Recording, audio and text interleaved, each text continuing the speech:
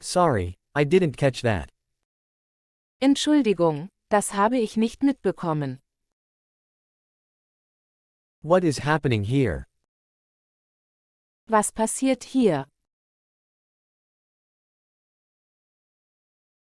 Please say something. Bitte sag was. Hope to see you next time. Hoffentlich bis zum nächsten Mal. I am very familiar with him. Ich kenne ihn sehr gut. I shall welcome to guest.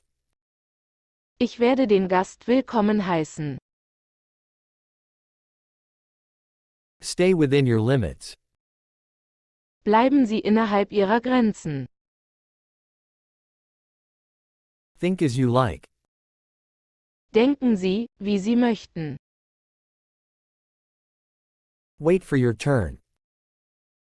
Warte, bis du dran bist. May I go out, please? Könnte ich bitte hinausgehen? The dog is barking loudly.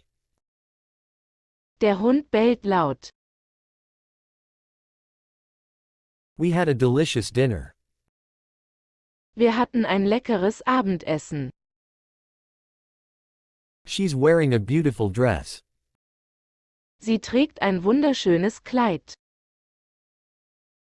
I'm learning to speak Italian. Ich lerne Italienisch zu sprechen. The sky is blue and clear. Der Himmel ist blau und klar.